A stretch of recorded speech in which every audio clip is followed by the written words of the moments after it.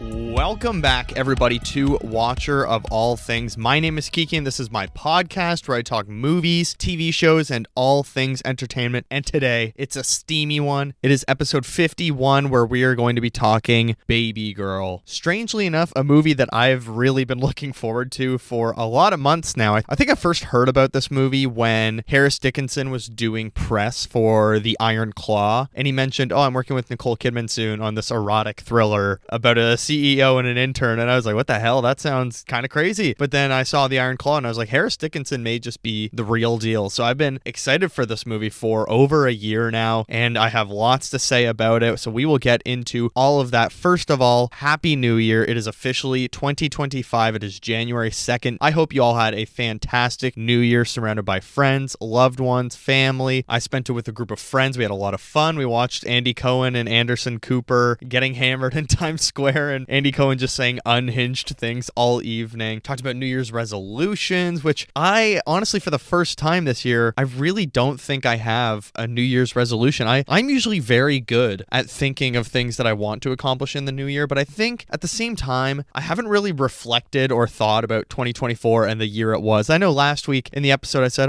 thank you all, it was a great year, but I don't think I've actually sat back and thought about finishing university and starting this and doing 50 episodes of a podcast and other forms of entertainment content every week while working. A crazy year, 2024. I think when you finish school, whether that be high school, college, university, life is just so different because you are a full adult. But I'm only 24. I still have tons of stuff to figure out in my life, and it's so weird. So I don't know, my resolution, going on vacation again next summer. So I want to practice my Croatian before I go on vacation like I did last time. I worked with a tutor for 7 months, something like that. And it was a lot of fun. And I was pretty okay at speaking Croatian by the time I got to Croatia. So I guess that's my New Year's resolution this year, is keep being dedicated to the podcast and to doing creative things that I enjoy, but also practice Croatian. Okay, before we get into all of the news that we have to talk about this week, of course, timestamps. If you want to avoid spoilers, you can just listen to the news, the non-spoilers, what else I watched, and avoid all spoilers, of course. But all of the timestamps and the chapters, you can find it on YouTube, all the streamers, or if it's not loaded into your podcast platform, in the show notes underneath in the description, I have the timestamps there so you can scroll through and find your timestamp. Okay, couple things to plug as well. Creature Commandos review is on my social medias all over around, and next week you can look forward to a Golden Globe video, another Creature Commandos video, and some more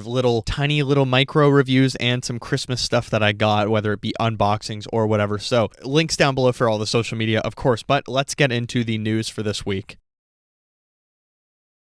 Well, the first piece of news, I feel like this has actually been brewing for a long time, and it's I think it's unfair to call this a Twitter fan cast, but this is something that the actor themselves has been manifesting since they first auditioned for Aquaman. Well, Jason Momoa is officially playing Lobo in Supergirl Woman of Tomorrow, the film that comes out in 2026. So he took to Instagram and he posted, in quotes, "So Lobo was ... I collect comics and I don't do so much anymore, but he was always my favorite and I have always wanted to play Lobo because I'm hello, it's the perfect role," he said. I mean, listen, if they call and ask me to play him, it's a fuck yeah. I haven't received that call, so I don't want to put any fake news out there, but if they ever call me and ask me to play or ask me to audition, I'm there. And then he just put in his caption, "They called, period." James Gunn is also confirmed, and it's been widely reported everywhere. And you know what? Good for him. I think he was not miscast for Aquaman, but I think he did a good enough job, and he's eccentric and very charismatic to do a good job in that version of Aquaman. But he's not really Aquaman when you first see him, right? I don't think that's too crazy to say that I wouldn't pick him for Aquaman. I would definitely go with a Lobo or some kind of beastly monster, villain, hero, whatever it is. Just definitely, I would even go Green Arrow before that, or something like a dark-haired Green Arrow. I could see him with cool tattoos and stuff playing a bow and arrow dude. That'd be fun, but maybe actually scratch that. That's maybe not a great idea. But it's weird that Aquaman was his pick of anything. And he, in Aquaman 2, 2 press, he said that he actually was auditioning for Batman, asked about Lobo or wanted to play Lobo. Then he ended up getting cast as Aquaman when he was in a Batman audition, which he didn't even think was a good idea. Like, he didn't want to play Batman. He didn't really find it a good fit for him. But just very interesting how sometimes in Hollywood, like, some actors are just so passionate about a character that they've read in books or watched in other movies that they know are going to appear again, and they just keep putting it out there and keep putting it out there. And I don't know, it's just kind of fun to see it pay off for him. Like, he almost manifested this into existence by every year for the last 10 years or whatever since he was cast as Aquaman. He's not stopped talking about Lobo, and he said, like, I don't care. I would play 2 characters for DC if they asked me to. I'll do anything. I'll do an Elseworld story. So I think this is really fun news and just like a positive start to the year. And I'm really happy for him. Jason Momoa seems like a very nice guy. I don't know. He seems pretty normal and kind of like hippie-ish. So even Aquaman, like, I think he was an okay Aquaman for what that version was. And it's going to be cool seeing him in the Supergirl movie. And it is interesting. It's only really announced or confirmed now because Supergirl is starting to film, I think, like next week or something like that. I'm pretty sure it's a January start and they're filming in Norway. But the thing is, like, Jason Momoa has been very cryptic about this. And in fact, like a while ago on his Instagram, he was posting videos in the Warner Brothers lot saying he just had a meeting with James Gunn and Peter Safran. He's like, oh, Peter, James, I love you guys. I'm so excited. And he was talking about like, oh, some good news. So this has definitely been in the works for a long time. And it just happened that I think they were like, oh, Supergirl, well, we have an idea of who could play Lobo in that. And it's just kind of, it's all tied together. So it's actually a nice kind of happy ending in a way because he has been at DC during arguably its worst time when it's just been soft reboots and unsure timelines and people being fired and hired and quit and awful the last 10 years of DC. Kind of what Marvel's going through now of just everything being delayed or projects being constantly shuffled around and nothing really working out, nothing getting good critical reception. It's very strange, but I'm excited to see his version of Lobo. He's very funny, so I think he could bring a very good humorous aspect to it. Yeah, that's great news for Jason Momoa. So we have Lobo, another casting for the DC Studios universe, the DCU. All right, well, an interesting story that broke this week on New Year's Eve actually is from World of Real. Legendary and Warner Brothers are working on Dune 4. What? So if you don't know, Dune 4 should technically be Children of Dune, which is the 3rd Dune book, and it is very different from Dune and Dune Messiah. Children of Dune, I think, is, well, first of all, it's about children, about 2 9-year-olds, I think they are in the books. So this immediately caught me off guard. But anyways, World of Real is saying that Denis Villeneuve hasn't even shot Dune Messiah yet, but Warner Brothers and Legendary are already planning ahead and milking this franchise to death. So true. I think the fact that they're already cashing in before any critical reception of Dune Messiah, I think you ought to wait because Dune Messiah is a very different vibe to Dune 1 and Dune Part 2, or the first book in general. If it does not do well and people don't like Dune Messiah, they're not going to like the rest of the series because it only gets weirder after Dune Messiah. Now, Warner Brothers Legendary plans to extend the Dune movies beyond Villeneuve, who you will remember Dune Messiah, he said he's going to do that one and then he's done with the Dune universe, but he's open to leaving it for other filmmakers, I believe is what he said last year. According to World of Real, a contact that's been close to the Quebecois filmmaker, Denis Villeneuve, told me in the fall that Villeneuve was actually irked by these potential plans to expand the franchise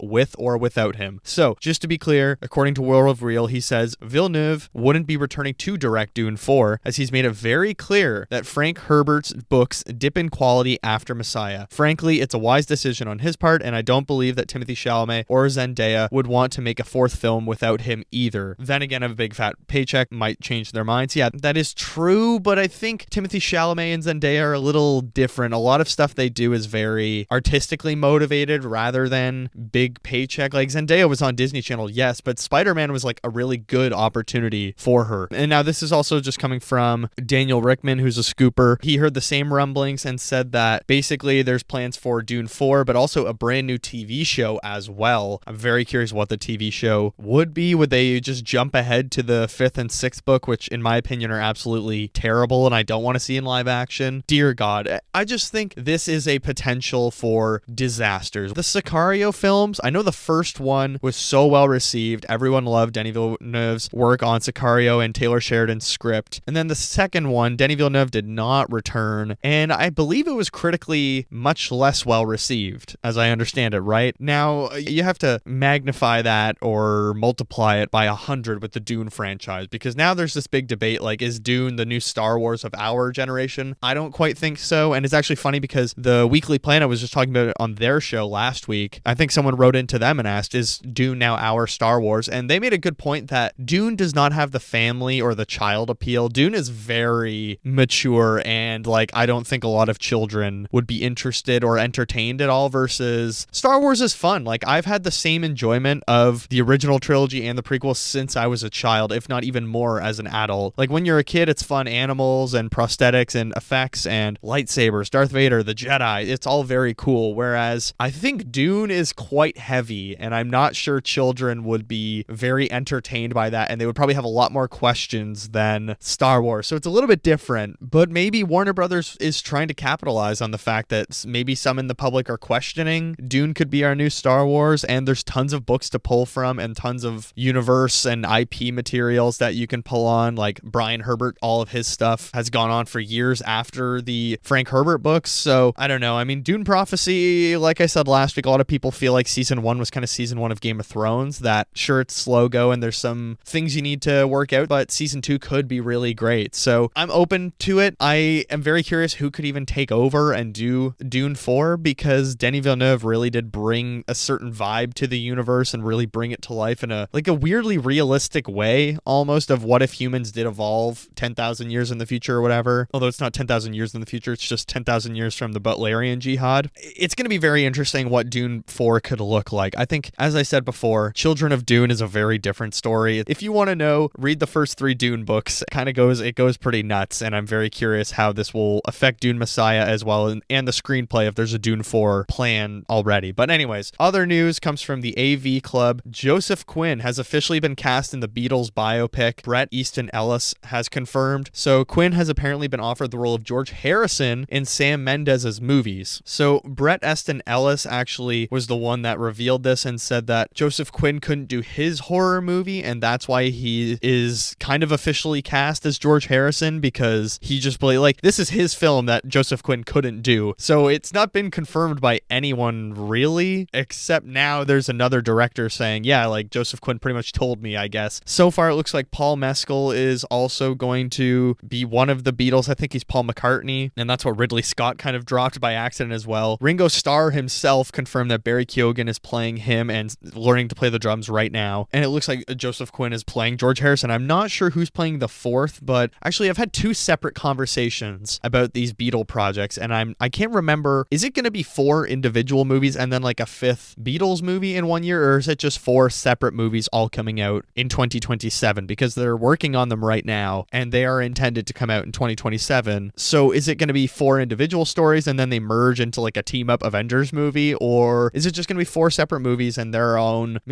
experiences of what it was like being in the Beatles? That could be cool. I'd be interested in that. It's a very different take on the biopics of doing, 4 movies is actually a lot of work as well. Like, filming 4 movies in 1 year is going to be a crazy amount of work, but I'm not a huge Beatles fan, and I'm still kind of excited to see what this could do. I think people are trying to get a little bit more inventive or change up the formula of the biopic. Like A Complete Unknown, a movie that I stand by, I still really liked, and I think is a really good movie because of its performances. Sure, it's maybe like not a mind-blowing biopic, but at least it's focused in like 4 years and keeping that timeline nice and short, and it's more about the process of the music and the artist. And then you have this movie Better Man, the Robbie Williams biopic, which we're actually going to talk about next week because it looks fascinating.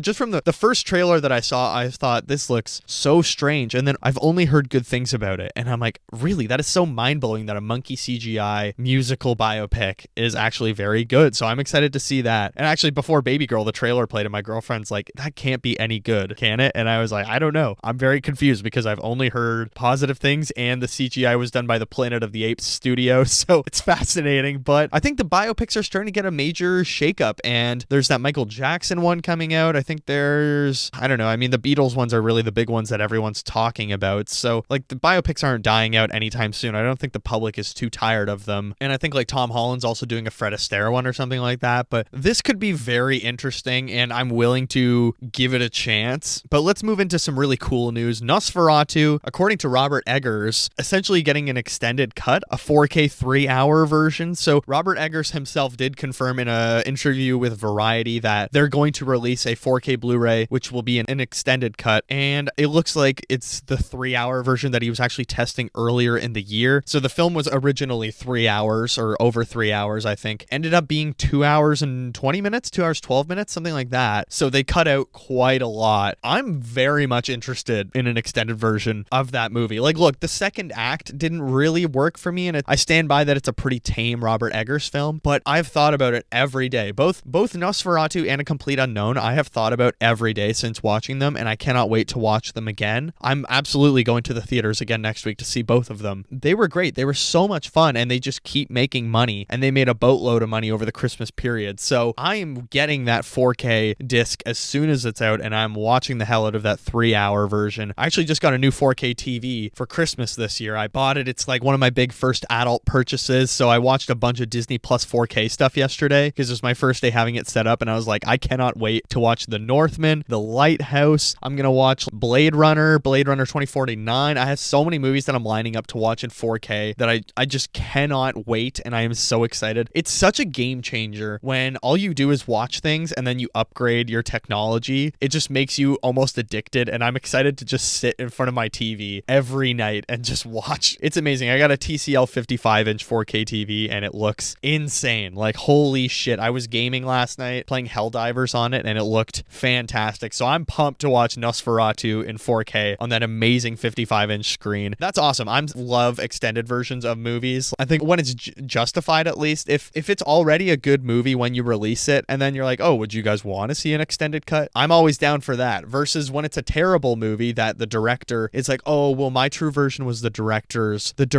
cut. It's like, I don't know, Zack Snyder. I'm a little less inclined to that because I'd rather that if you're making a movie that you said you have total control over and it's bad on the first attempt, I'm not really inclined to watch your version because you said the first version was your version. So screw that. The final piece of news, IndieWire has released their most anticipated movies of 2025. 52 of them on this list. Number 52 is Wolfman, but I'm so curious what the first one is. I think I'm actually going to do a YouTube video on my most anticipated movies of 2025. I think I'll do a top 5, but I'm so curious what their most anticipated film is. Well, okay, I haven't read this list yet. Number 1 for them is Wake Up Dead Man, a Knives Out mystery. That's very surprising, fascinating. I really did not think a Knives Out film would be number 1. Like, there's so many other great filmmakers that are doing stuff this year, but that's really fascinating that number 1 is a Netflix film. But they make a lot of good points. Like, we don't really know anything about the film. The last 2 have both been very solid. The first one in particular was amazing. And plot details,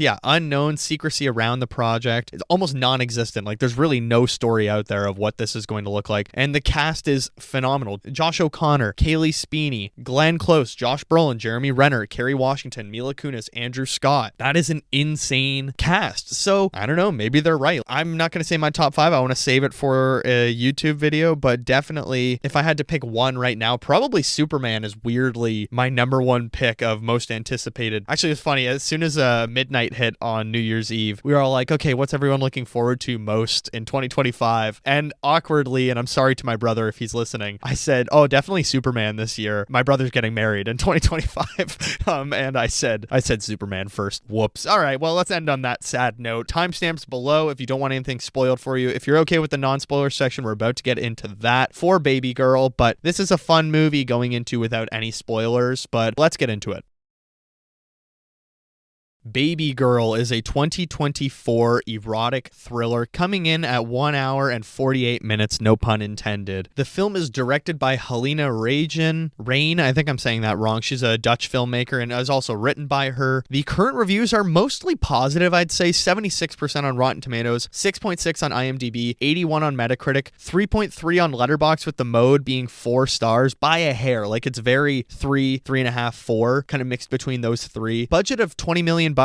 Really not that bad. Distributed by A24. Box office, it's done pretty well. Like, it's done around 8.5 million so far. With, you have to keep in mind there's also other very big movies with more universal appeal, of course, that aren't erotic thrillers, like Nosferatu, A Complete Unknown, Sonic 3, Wicked still doing very well, Moana 2 still doing extremely well. I think Moana 2 just hit 900 million this week, which has been kind of a quiet killer this year. But I mean, yeah, keep in mind, erotic thriller, it's a very limited audience, I would say, of who's going to see this. Having said that, my screening was absolutely packed. The synopsis for Babygirl: a high-powered CEO puts her career and family on the line when she begins a torrid affair with a much younger intern. The film stars Nicole Kidman as Romy, Harris Dickinson as Samuel, Antonio Banderas as Jacob, Sophie Wilde as Esma, Esther Rose McGregor, Ewan McGregor's daughter, as Isabel, Vaughn Riley as Nora, and Leslie Silva as Hazel, as well as some other small roles, but it's a very focused cast in this film. Okay, Babygirl, initial thoughts? Well, I thought this was actually kind of great. You may not expect it. A 24-year-old dude from rural Ontario enjoying an erotic thriller so much, but it was super entertaining. Like, it's, I don't know, it's dramatic, spicy, which is like something different to consume when I love action movies, I love comedies, I love horrors. I'm trying to expand, as I've said many times on the show, I'm trying to expand my film tastes. So I was like, you know what, let's watch an erotic drama. And I've been, as I said, weirdly excited for it for a long time after seeing Harris Dickinson in Triangle of Sadness, as well as The Iron Claw. I was like, damn, this guy might just be the real deal. And I think, you know what, he makes a good showing here. But let's start with the cast, of course. Nicole Kidman as Romy, fantastic. She is so good in this, like as you would expect, really. From all the trailers, I mean, she looks like she's gonna give a great performance, and you go in and she blows your socks off. I think she's so good in this. I have to say, I think it's probably the first Nicole Kidman movie, new release, that I've seen in 2 years. I didn't watch A Family Affair this year, and I haven't watched any of her TV roles, but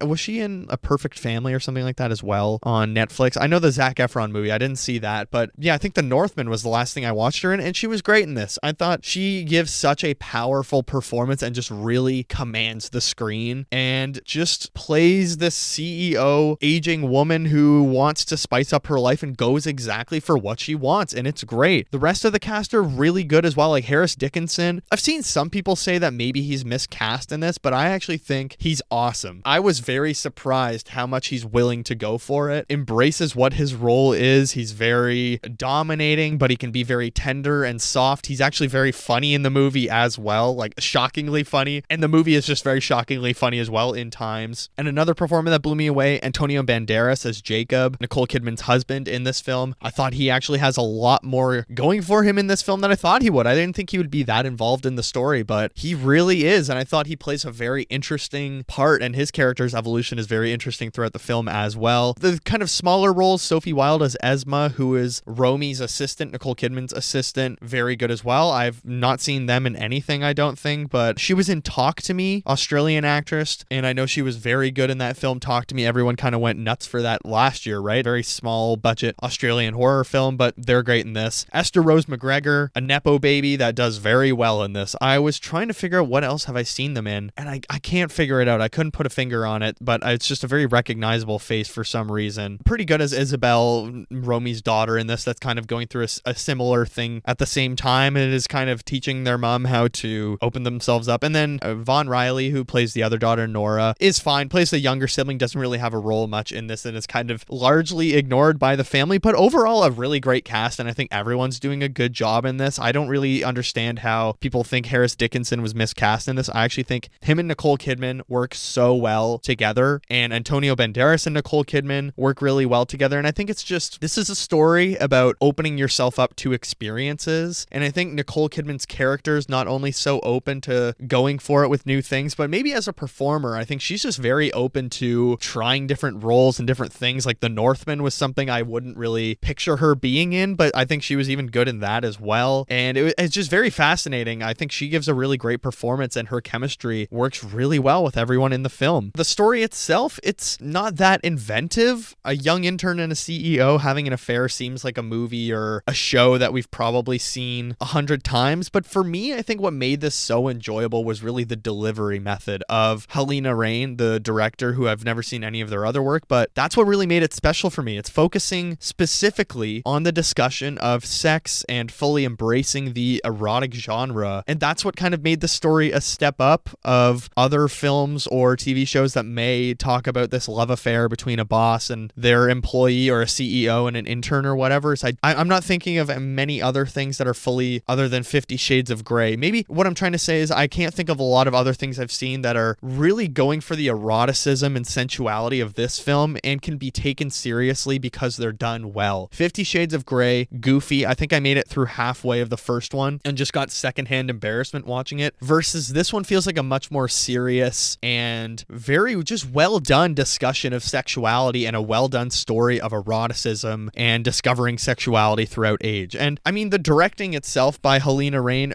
really assembling something wonderful here. I think there's so much to balance in this story, and throughout the movie you're not really sure what kind of movie are we getting here, but the directing is just done so well. It's very in your face, it's very animalistic, raw, it's very frantic, and can also really slow itself down. Sometimes there's this nightclub sequence that's in the trailer that I'm surprised they didn't give a flash warning for people that might suffer conditions from strobe lights, because it was intense. Like in that theater, the strobe sequence is probably 5 minutes long, and even I was like, Jesus Christ, okay, this needs to stop. It's a bit much, or they need to slow it down, because it was just very intense to experience. But the directing is so wonderfully done. Everything's done very tastefully and then really cranks it up animalistically when it needs to. I'm excited to see what they do next. Cinematography as well. I think credit should be given to Jasper Wolf, who did the cinematography for this film. It is such a gorgeously shot film using that turquoise. If you've seen the poster, there's like a turquoise color in the background. That's the color of like one of the offices in the building they work in. But I really like the coloring and the tone, and it is a Christmas movie, I guess, but it's a very interesting color palette to this film that you really can't take your eyes off of. A lot of fun use of like dark orange and that turquoise poster, as I mentioned, but kind of pale winter colors and really bringing out the Christmas colors in parts. There's like some use of Christmas trees in parts that I really enjoyed. But yeah, just a really gorgeously shot film, and the directing and the cinematography really did combine well here. And the editing as well really adds a nice cherry on top. Matthew Hannum did the editing on this film, and it's a movie that uses a lot of montages, I would say, or there's a few montage parts, but I think it's a lot of long sequences with building music and building tension and really letting things play out, but at the same time knowing when to pick up the pace in certain parts was just done really well. And it's just, what I can say is this movie is very well balanced. And in the last few weeks we've been talking about films that I think can maybe lose steam in a certain act. Like Nosferatu, I think in the second act is a little bit mismatched or stuck creatively with an adaptation versus a complete unknown. Even if the story's a little less ordinary or unusual and we're kind of familiar with it, I think it's paced very well. And this film, the editing really helps the pacing. Maybe that's credit to the director as well, who the use of montages and passion is really interesting. And there's long sections where romance or drama is really building up for like 20 to 30 minutes. Then we just get these long animalistic and sometimes extremely sensitive or, you know, soft scenes and really loving scenes that the audience, I think, really wants. Like, we want to really take it back a step and remind us that there is love in all of this. In a lot of other movies, those like sequences releasing that tension would probably be cut out because they're not willing to take that erotic step or show the loving step. It would be shown in, I don't know, a silhouette or in blurry focus and not just really have us sit there with, I don't know, maybe I've seen some people on Letterboxd say this is borderline softcore porn. I would maybe disagree on two scenes, but for the most part, I think a lot of stuff is done quite tastefully in this, and there's not a lot of scenes that are like, wow, that was really a lot. Most of the time, it's done in a very respectful manner of everyone involved. And maybe, I don't know, maybe the tastefulness of this is coming from the director. I think in their Variety Directors on Directors talked about having an intimacy coordinator, that she talked about intimacy coordinators are almost like stunt coordinators for sex scenes or romantic scenes, that they can teach you tricks, maybe make it a little bit safer or less uncomfortable for the actors, but look way more authentic. But it is very interesting to hear that new kind of side of things from the director of this, Helena Rain, saying that like, oh, I really enjoyed having my intimacy coordinator on set, and felt almost a little bit like shots fired towards Sean Baker, saying that like it actually is better because it teaches you tricks and makes things look simpler. It's like, yeah, you can do your own fights and stuff without, but they might look way worse or someone might get hurt. So why not just use that expert that knows how to make it look better? But moving on, I really enjoyed how literally every scene in this movie, the power dynamics are shifting like crazy. Every scene, I can't tell who's in control or who's who's the lead of this relationship or who's kind of,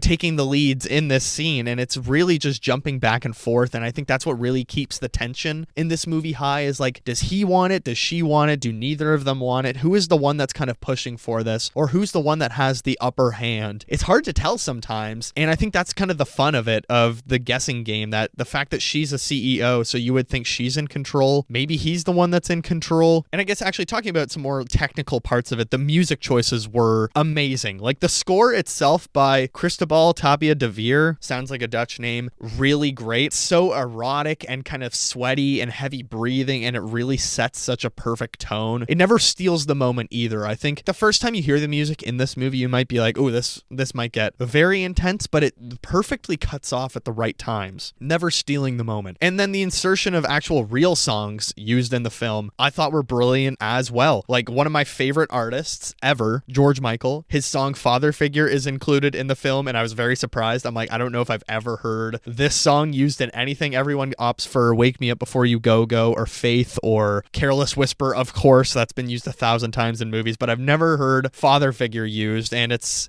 a very interesting sequence. It's in the trailer when Harris Dickinson is doing a dance for Nicole Kidman's character. That's when Father Figure is used. I don't think it's surprising because it's been posted everywhere as well. Very interesting music choices. There was another song used in this called Never Tear Us Apart by In Excess, I want to say, INXS, In Excess, I think that's how you say it. I thought that was a really good choice as well, and it's all kind of montages or dances or letting songs fully play out. I think that's a very interesting choice. It's not just like a 10-second needle drop between scenes, so we can say we used No Sleep Till Brooklyn or whatever. It's, I don't know, it's just a very interesting choice to, okay, we're going to use these very passionate songs and let them fully play out along with our characters going through these evolutions. I really enjoyed that, as well as I kind of mentioned it there, but I think the story takes place in New York, and I really just loved how the kind of this concrete jungle and the CEO business world played into the story as well. They're very affluent people. I mean, Samuel, we don't really learn a lot about him, but it seems like he comes from money is what I gather from this. And Nicole Kidman's family, she's a CEO. They're very well off, and her husband is a director on Broadway, probably, I would say. So they're a very rich family. They have a penthouse apartment in the city, and then they have like a cottagey home out in the suburbs or wherever. And it's, it's just a fun setting for this love story to use a CEO, a rich family. All of kind of the wealth and access they have opens a lot of doors for them. But even if Samuel seems like maybe he came from a rich family, he just has a very down to earth and kind of spiritual vibe to him. Like he's open to a lot of experiences, and that's why I think he really opens the gateway for Romy. And the film also feels like almost two movies playing out at once. It's hard to tell if this is a fantasy or like a fairy tale, or whether it's a scandalous drama. Kind of moment to moment, you're waiting for, pardon my French, but shit to hit the fan. But then sometimes you're like, oh, this kind of feels like we're going into a happy direction. And maybe this is just a fantasy fairy tale where our characters run away, but I won't say where it ends up. You never know. I think moment to moment, there's power shifts and dynamics changing, and there's a lot of moving parts in this film. It feels like most of the movie is really leaving you guessing of which way this movie is going to commit. And it did remind me a lot of Anora in some ways, a movie that we've talked about twice on this podcast. You think it's a fairy tale for a lot of the movie, but maybe it's not, or maybe it is. It's presenting itself as this love story fairy tale, but it's not guaranteeing that it's going to fully play out in Anora. Versus this movie, who knows where it ends up? I'm not going to spoil anything until spoilers, but it was just, maybe fairy tales aren't real or don't play out how you would think. Maybe they are real, and it's nice to get a fairy tale, but I really liked that this movie was kind of leaving you in purgatory of not knowing, is this going to end up happy, or is everything about to fall apart for everyone in any moment, and this is all going to be exposed? I don't know. It's a very good tension building film. And kind of like I mentioned earlier, the movie's actually very funny. There's in the trailer, Harris Dickinson orders her a glass of milk. He says, a good girl. I won't say where that scene ends up, but that's a very funny part of the film that everyone in my theater erupted in laughter, because it's just such like an odd off the cusp thing when I think she's paying the bill for the company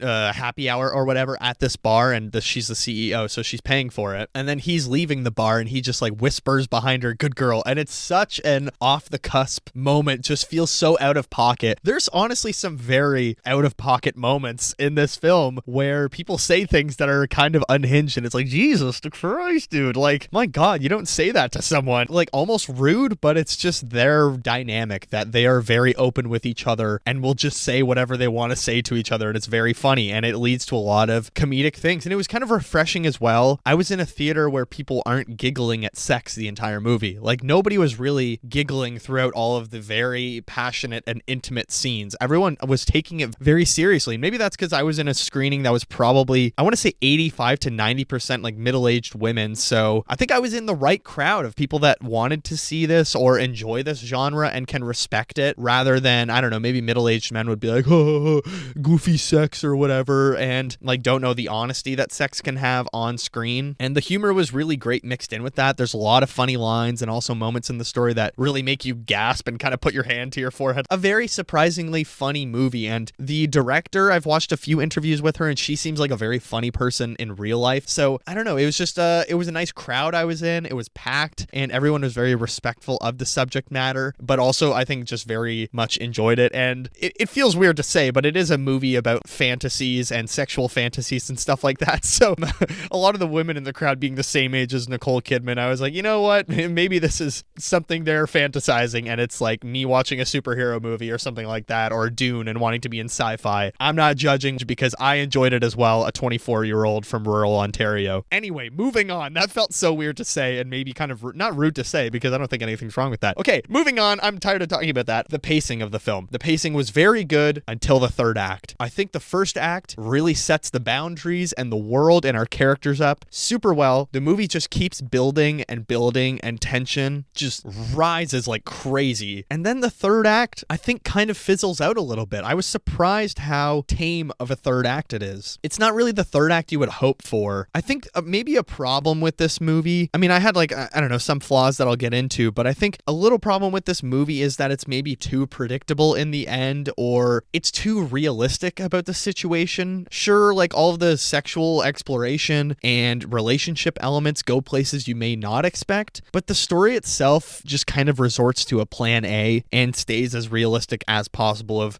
realistically what would these people do in this situation. Having said that, even if it was all a little typical in the end, the final scene of the movie is really great, and I won't talk specifics until spoilers, but I think it leaves the characters in a very interesting spot, even if the last 20 minutes before that are a little bit predictable. But the script is like a little bit of a mixed bag. I think it's about 75% brilliant, and then there's this other quarter that really lets it down by staying restrained or worrying about losing its viewers, or worried that it's not quite getting its message across. Like, the movie does some major hand-holding in a couple of scenes where I felt they were really talking at me. I think there were 2 or 3 scenes where it felt like the characters were kind of turning towards the audience and just speaking right at us, and it sort of ruins that suspension of our own lives and that we're just watching this story, and it feels like the director and the slash writer turning towards you and saying, by the way, this movie is arguing something, rather than just handing it to us organically in an educated way. If almost like, well, Don't Look Up, I think that's a movie I constantly will slam dunk on because that was the most heavy-handed, just brutal delivery method of these messages that we're trying to get across. I think that movie is much worse than this. Obviously, I think this does it in a lot of better ways throughout the film. It's just there's like a quarter of this film or 2 or 3 scenes where it really felt like they were suspending the story because an executive said, oh, but make sure you're really,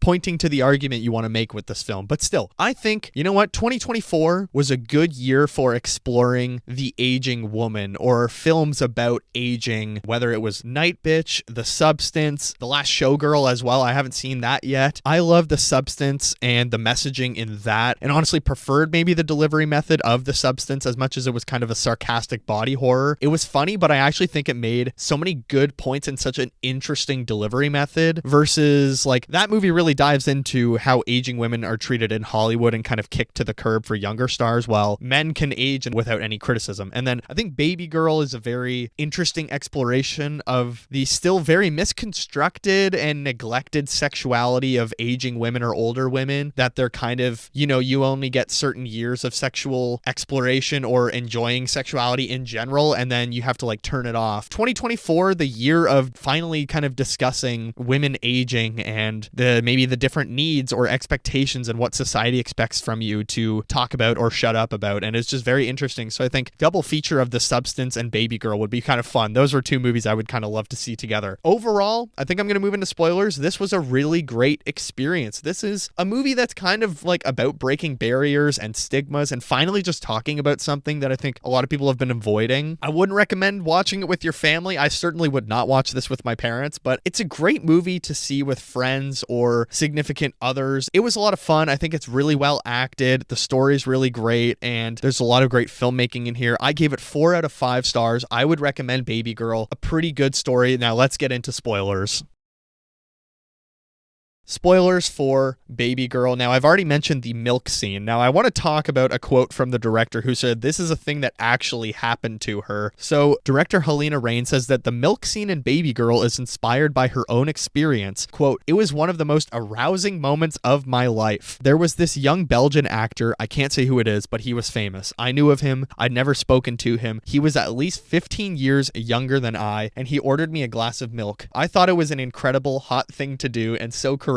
And so I wanted to reward him by drinking the whole thing, and I did. It did make me a little nauseated, to be honest with you, because it was cow milk." So kind of a wild thing that a filmmaker is taking from their own personal life. And I don't know how much of this story is based on her own personal experiences, but definitely the milk scene was. And that was a very, I don't know, funny scene, or at least like a very interesting scene where you really see the depths that, or the screws starting to turn in the story of like, oh yeah, he's kind of got her pinned in a certain situation, but at the same time, I think this is what she wants, and he's not looking for a situation with blackmail here, but it's more fear around the situation, but at the same time, she's very into it. So the scene is, it's pretty much in the trailer. He orders her a glass of milk at the company gathering at this like happy hour at a bar, and she chugs the whole thing while looking at him, and then that's when he walks out and says, "Good girl." And it's a very funny scene. Like it does have a lot of comedic tones to it, but at the same time, it's saying a lot about the film. First of all, I think that it's saying this is not a film about exploitation, really. It's a messy, almost public affair that's being hidden, but it's not public in the sense that everyone knows about it, but they're doing things in public spaces that they could get caught, and the whole point of their relationship that is kind of fun is that there's things at stake, and that's what she says at the end of the film is like, this only works because there's something at stake, and that's what she finds arousing about it. So the milk scene is really a representation of their entire relationship. He'll do something that at first would seem unconventional, and she's actually into it because there's something at stake. She'll do it in public. She doesn't really care. So I thought that scene was actually really brilliant. And then when I read that it's based on her real life, I was kind of mind blown. Like, holy dear God, could you imagine being at a bar and a stranger sends you a full glass of milk and you chug it, and it's actually like an erotic thing? That was kind of crazy, but respect. Okay, I had a couple of nitpicks about hand-holding scenes, so let's talk about them. There's pretty much this establishing scene where they're kind of going over the rules of their relationship and how they see this playing out. And this is where I felt there was this first indication of, oh, we got some major hand-holding. It's when Samuel is talking about consent. He stops almost talking the way he does in every other scene, and it feels like his language and his tone changes completely because he's like, that's what this is. Consent is about trust. Starts giving like a little bit of a speech about consent and trust, and it just feels so out of the blue and TED Talky or like an HR work talk. And it feels so different than how Harris Dickinson, all his like mannerisms kind of go away in this character. And it was just very strange. And then the other one was obviously their relationship gets outed by the assistant, and she confesses to her husband, Romy. Her husband walks in on Samuel confronting Romy, and that's when her husband kind of like starts losing it a little bit and is like, oh, all this like female dominatrix shit, or you think like female sexuality is a thing. Well, it's all bullshit. And Samuel has this really weird line or kind of monologue of like, yo, that's outdated, man. You know, we should be exploring female sexuality and all that. It just feels so pandering. It's the most like, sounds like it was written by a man about women or the women's experience, and felt so unnatural to the audience. And again, feels like we're turning off the characters for a moment, and this is just a corporate delivery of what this movie's about. We have to argue, or we have to say what our argument of this film is all about. These two scenes just really feel out of touch with the rest of the story. I think it's so interesting, the performances and the mannerisms and how everyone's acting in the rest of the film. And then we get these few scenes that stick out like a sore thumb, you know? Like it just feels like everyone's turning off any sensuality or any bit of character they had before, and it's just like a corporate delivery. Nobody talks like that. It's just so robotic and feels like a complete other source or narrator when those lines are delivered. And I think that's basically where the the film really lost points for me other than the third act of not really taking it anywhere interesting. But let's talk about some positive things that I can now mention in spoilers. The use of her daughter, her oldest daughter, was, I thought, a really good touch in this story. Her daughter is, I guess, lesbian or queer or kind of experimenting with their sexuality and has a girlfriend, but is also kind of fooling around and having fun with another girl on the side. And Romy is almost towing the line of hypocrisy of being like, oh, I thought you were with Marissa or whoever. And the daughter's like, yeah, we're just having fun. And that's when almost like a light bulb goes off in Romy's head of like, oh, I can kind of have fun on the side and maybe no one's going to get hurt or something like that. And yeah, it's like a light bulb moment where she's like, oh, well, my kid's having fun. Why can't I, as a grown woman, chase after what I want and explore my sexuality? But it's just a very interesting dynamic of almost a younger version of herself experimenting and going through these things. And it's almost like they're silently in an understanding that they are each messing around and doing things outside of their relationships and exploring themselves. And the mom doesn't seem to have any criticisms after that. So I was surprised. Yeah, Ewan McGregor's daughter, pretty good actress. And being an erotic film, some very steamy stuff in here that fully plays out. Like there's just 3-minute sequences where they just let the kind of sexual acts or two people having sex fully play out. And I don't know, describe exactly what happens because I don't want to get flagged or anything like that. It's done very tastefully and it never feels like uncomfortable. Like I think even,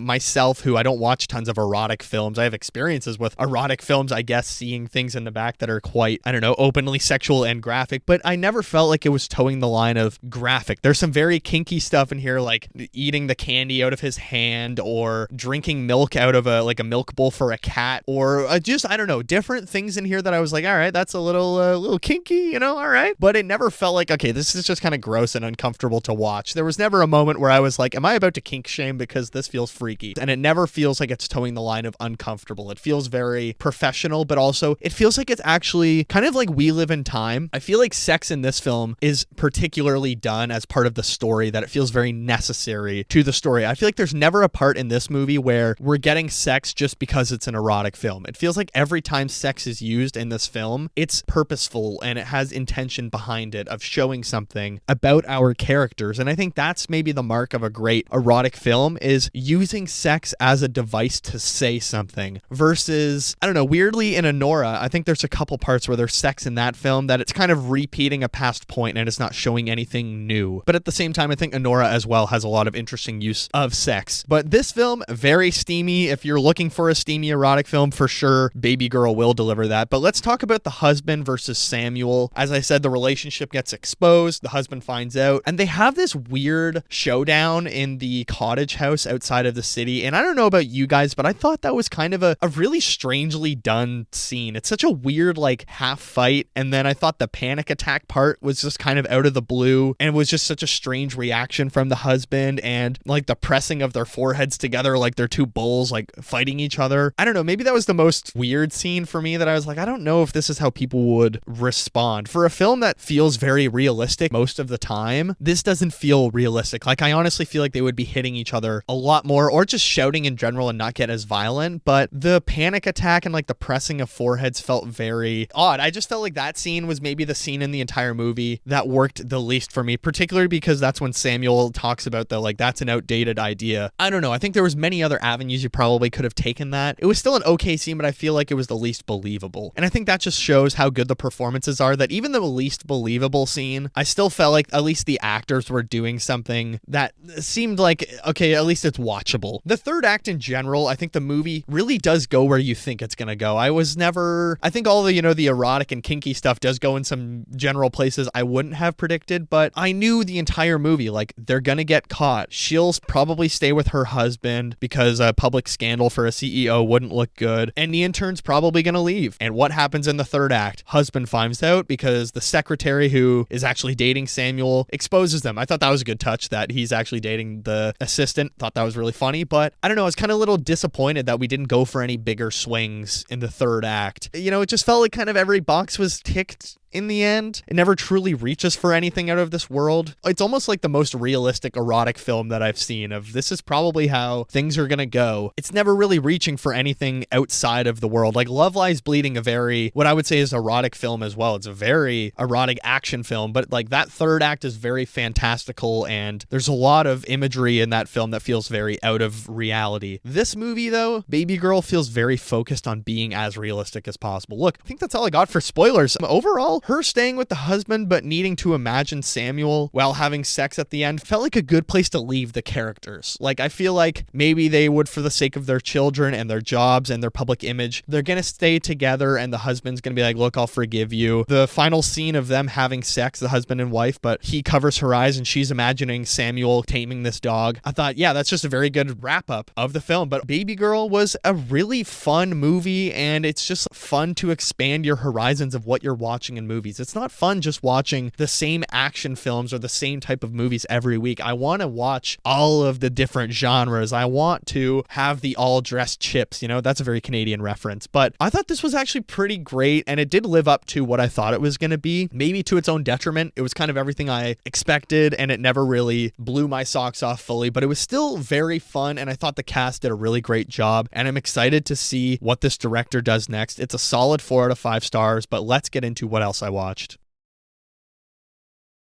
Okay, what else I watched for the end of the Christmas period coming into the new year? A little bit less, only a couple movies, some TV shows, and I didn't start my weekly comic book yet. I feel like the Christmas period, you just watch so much stuff every day, but now that I'm back from vacation, I'm trying to do a million things, but I'm also getting back into doing the social stuff for this. So let's start with TV shows because I don't have any books to talk about this week. What If, the Marvel series, What If season 3 came out? They did like a daily release like they always do where it's an episode a day. For season 2, they did that. Season 1, I remember they did it week to week, and I really liked season 1. Season 2, liked a little bit less. I've only managed to get through the first 2 episodes of What If season 3 because it is so boring, and I don't find the premises that interesting. First episode was essentially what if Avengers were like the Voltron robots, or what are those called? It's like, what if the Avengers had mech suits? It's not really that fascinating. Or what if Bruce Banner turned into Godzilla, kinda? It just feels like they're really scraping the bottom of the barrel when I think there's millions of cool ideas that you could have with all of these Marvel characters, but everything that they release, and it's funny how much they're getting torn apart on like social media because they keep putting out concept art and ideas they had that they didn't end up doing that are all so much better than the actual series we're getting. And then the second episode where it was Agatha goes to Hollywood and meets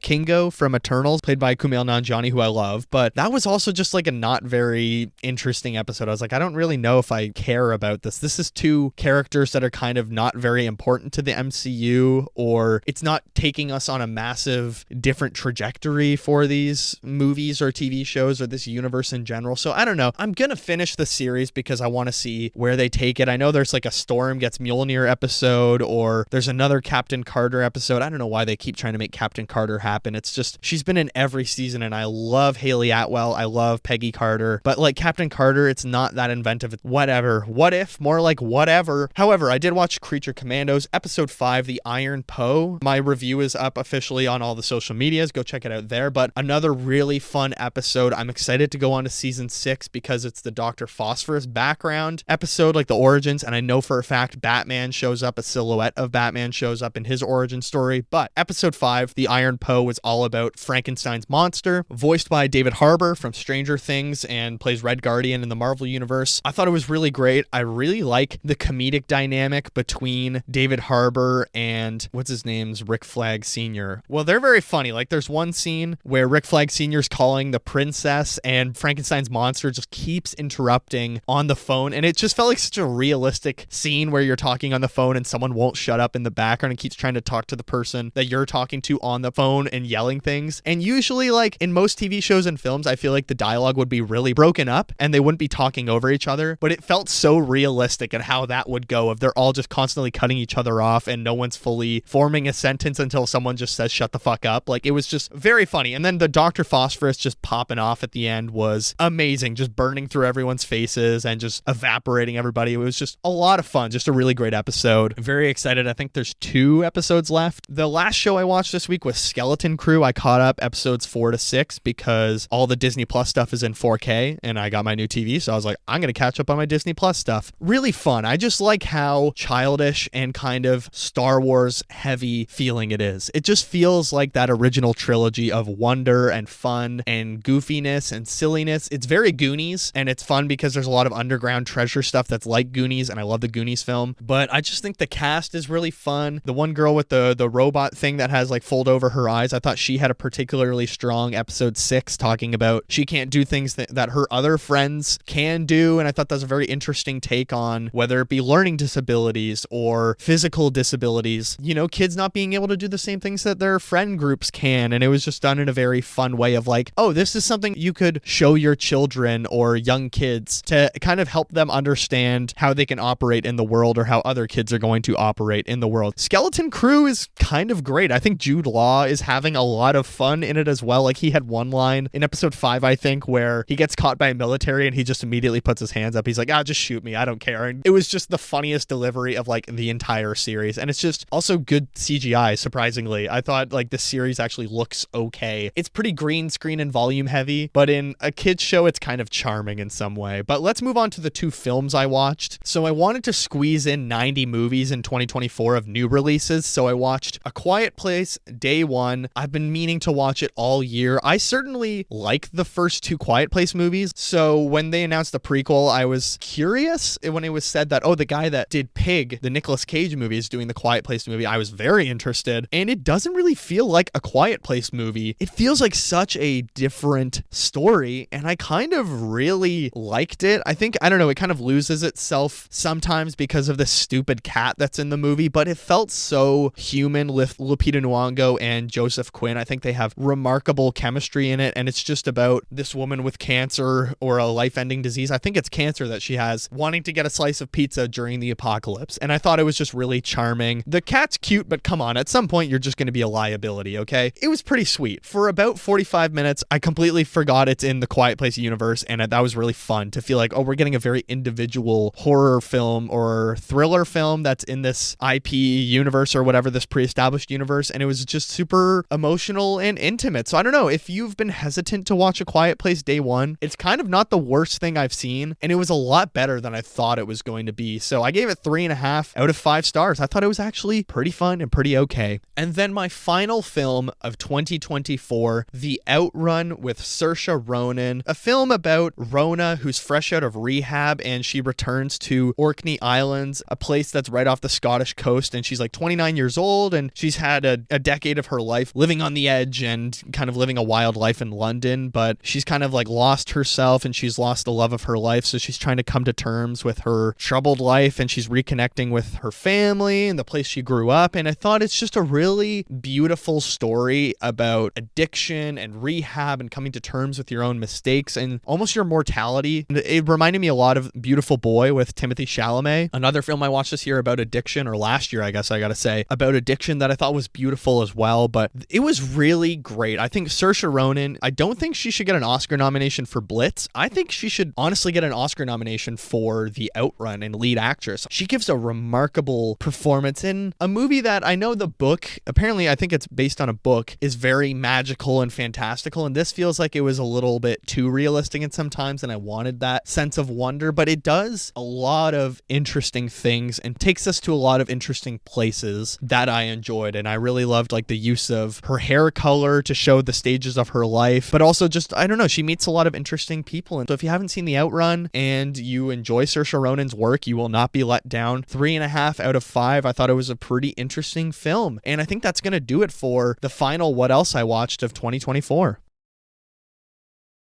And in fact, I think we've done it. Episode 51, Babygirl. I think I'm gonna leave it there. What an episode it was. A steamy episode. What did you think of Babygirl? I'd love to hear from you. Please rate and review the show on all of your streaming platforms, wherever you get your podcasts, whether that be Spotify, Apple Podcasts, Amazon Music, or Acast. We are an Acast produced show. Rate it 5 stars. Give it a positive rating. It might even be read on the show. If you are on the YouTube channel, please like, subscribe, comment down below. Also hit the notification bell to subscribe as well on YouTube. If you want to get in touch with the show, you can email us, watcherofallthings@gmail.com, or reach us through social media. Instagram and Threads are at watcherofallthings. The TikTok account is watcher.of.all.things. All that good stuff is linked below, as well as my personal Letterboxd account, KikiJ70. That's KIKIJ70. Follow me on there. Drop a comment on one of my reviews that you found me through the show, and I'll follow you back. Let's build our little community. Next week, as I said, Better Man, the Robbie Williams biopic. What a fascinating take on a biopic. So I'm excited to watch it. Here is to a big 2025. 2024 was a great year. You know, we made it through. We all made it together. So let's have another fantastic year. Thank you all so much for listening. Take care of yourselves. Happy New Year, and I will see you in the next one.